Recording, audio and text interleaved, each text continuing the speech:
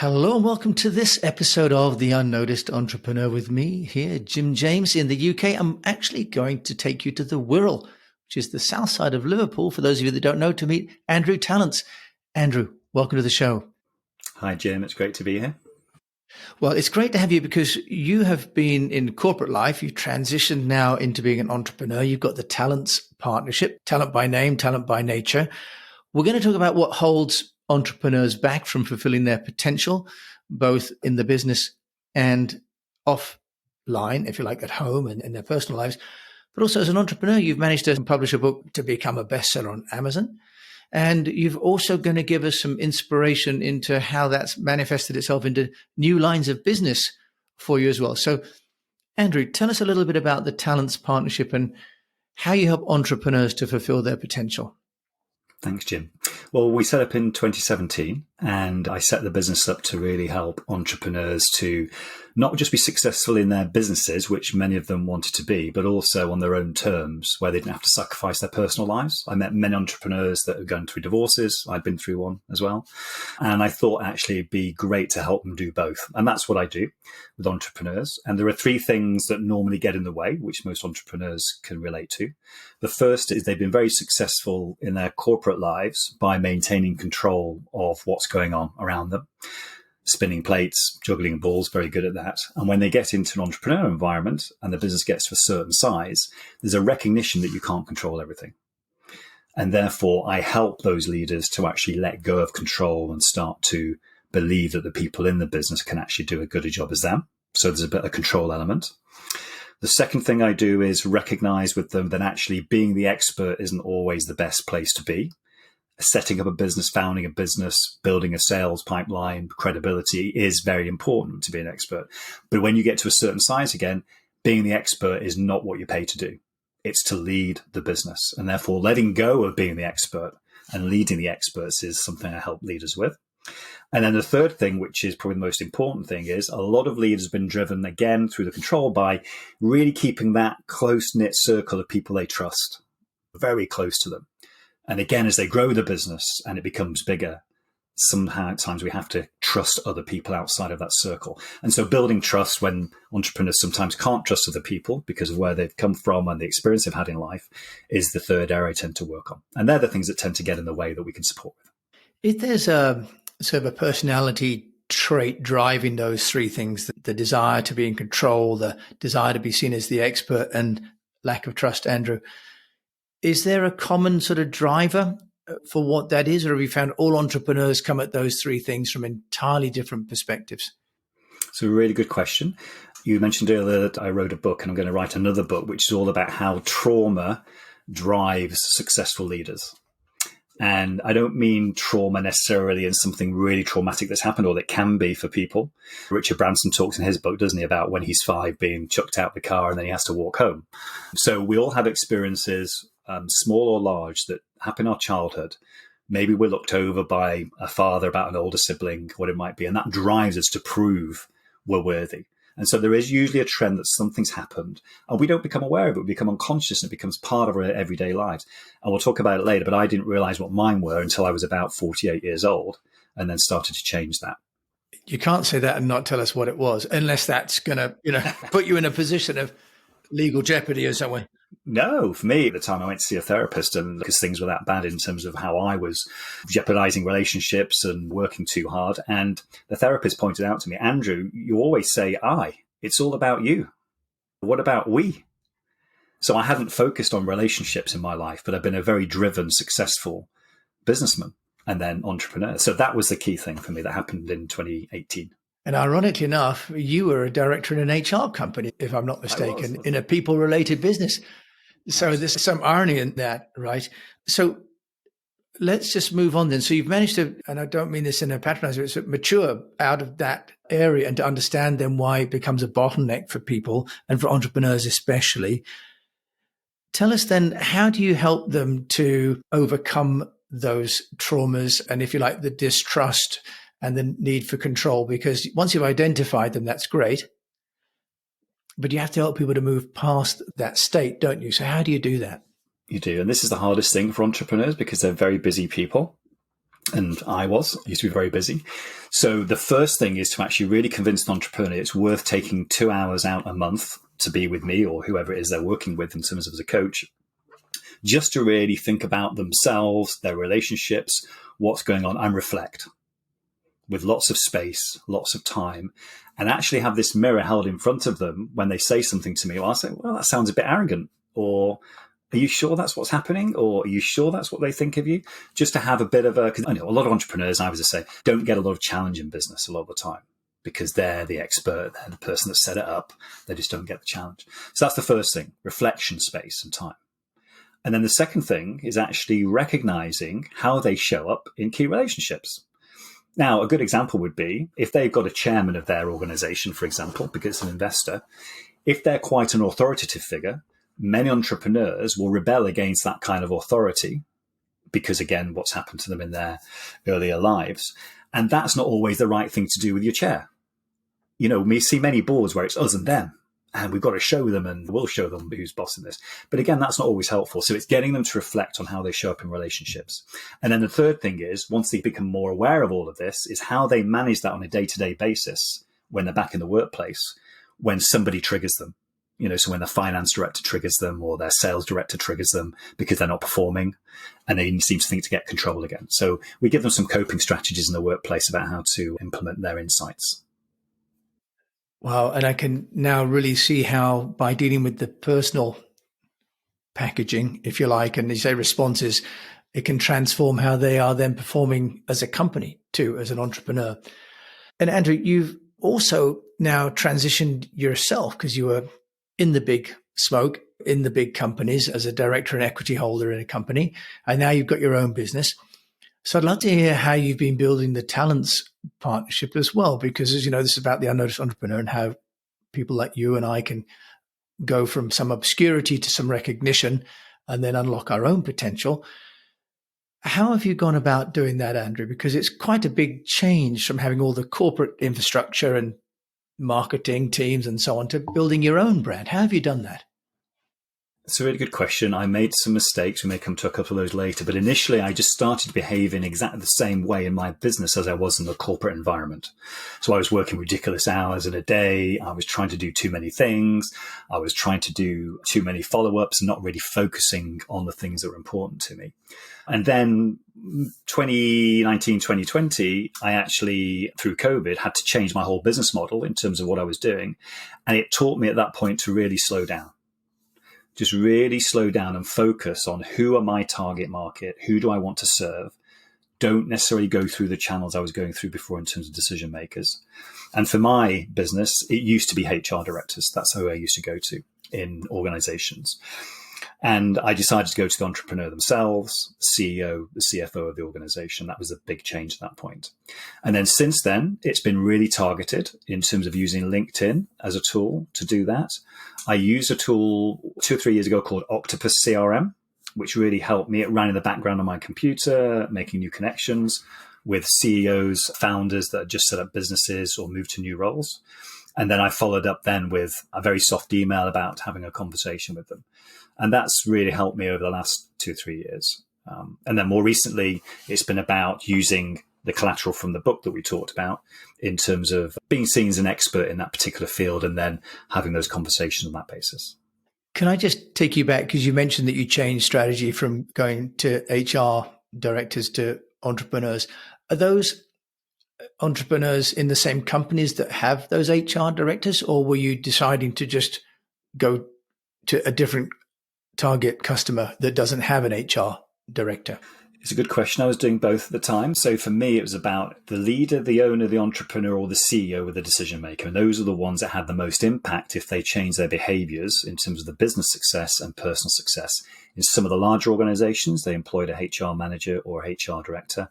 And in some of the smaller ones, it was a personnel administrator. So I decided to just go straight to the decision maker. They had budget. They knew whether they wanted support or not.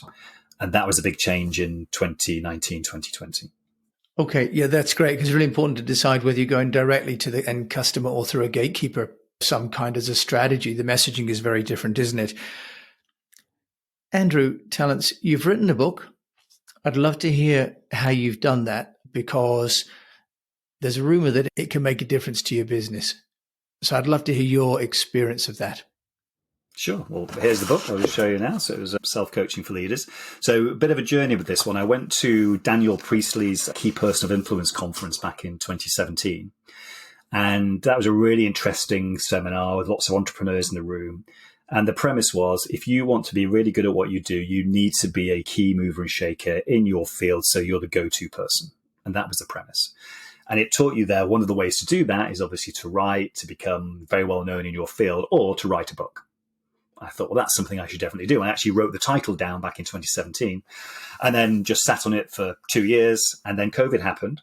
And I had a chance, because of the slowdown in the economy and not really traveling anywhere, to think, well, actually, maybe I should look at this now.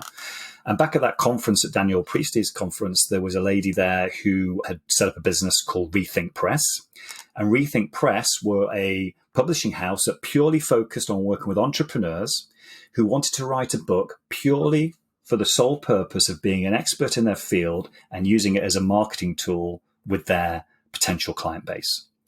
I thought that was really good for me. They weren't saying they were the best publishers in the world or that the author was going to produce a beautiful piece of work. It was about something that you knew that you were going to be an expert in. And so over a period of March, December in 2021, they supported me through mentoring. We had writers coming together, entrepreneurs on a video screen, turning the video off and then actually writing our piece for an hour. So the discipline around that.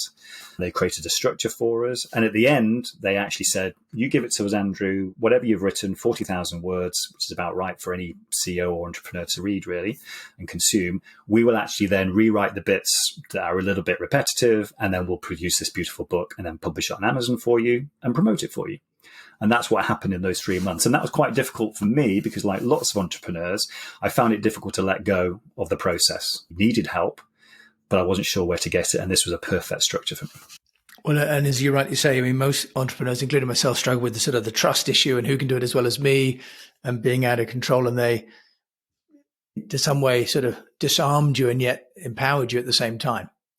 It did. I trusted them and seen what they'd done with other entrepreneurs and spoken to them. I just thought for me, it was the right way to go. And it became an Amazon bestseller within a week of it being published, which I'm very proud of. And as you said earlier, it now gives me a reason to speak to people. What is this self-coaching? And let's be curious about it.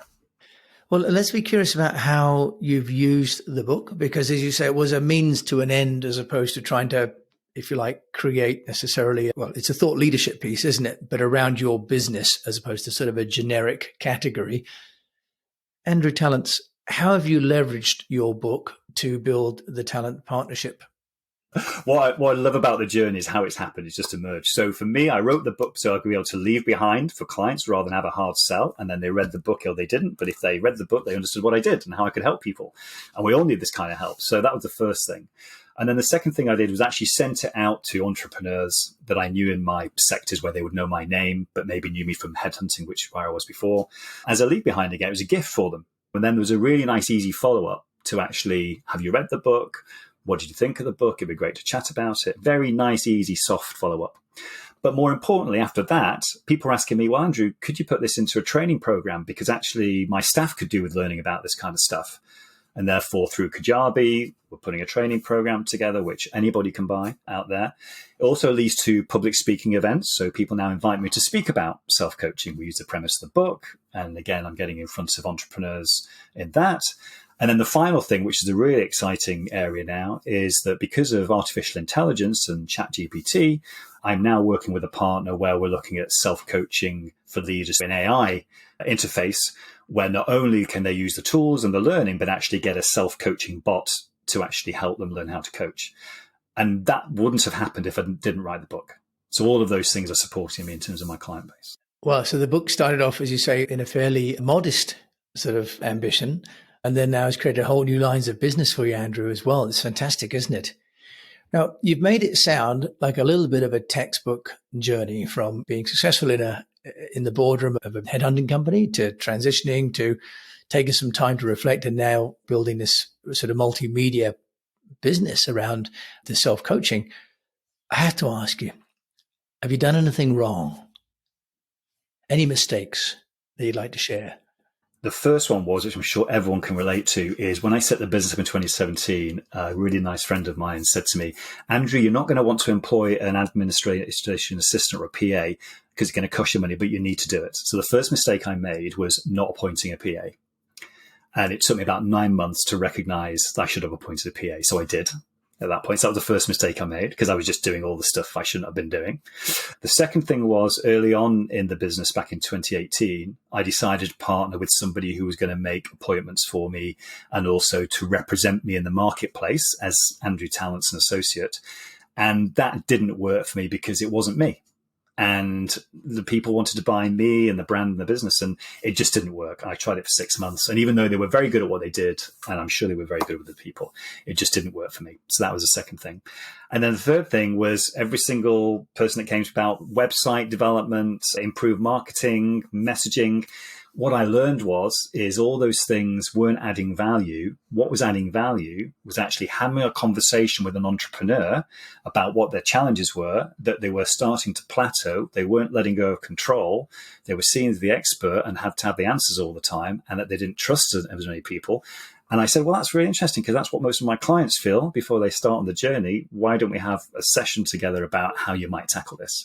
And that was the best marketing ever. So I've learned through all the mistakes in the last 4 years that the best thing is just to get on the phone, like in the old-fashioned days, speak to people for half an hour, and then just agree that there might be some help I can give or there isn't.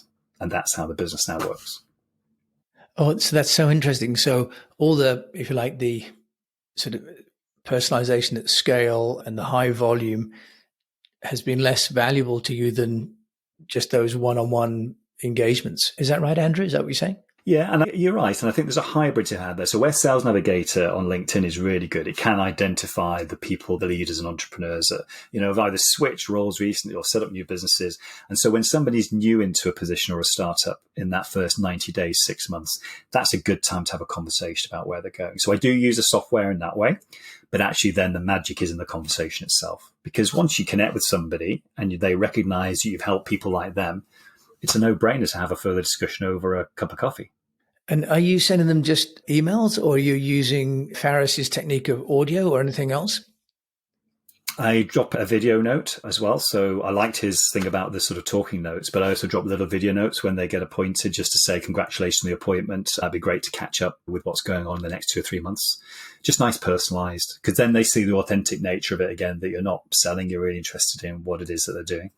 Okay, wonderful. And I have to ask you then, Andrew, if there's one thing sort of overarching that my fellow entrepreneurs, unnoticed entrepreneurs, could learn from you that you'd like to share about getting noticed specifically, what would you say has really been the sort of overall driver for the success of the Tallents partnership?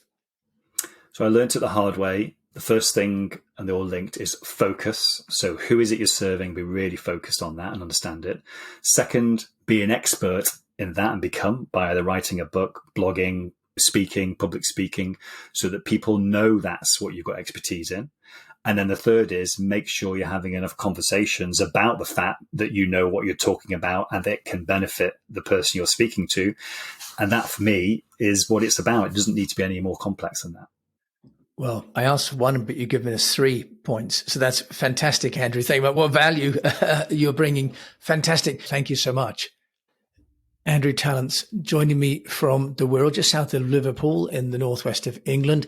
If you want to find out more about you and how you can help them unlock the potential that they've got in both themselves and their business, how do they find you?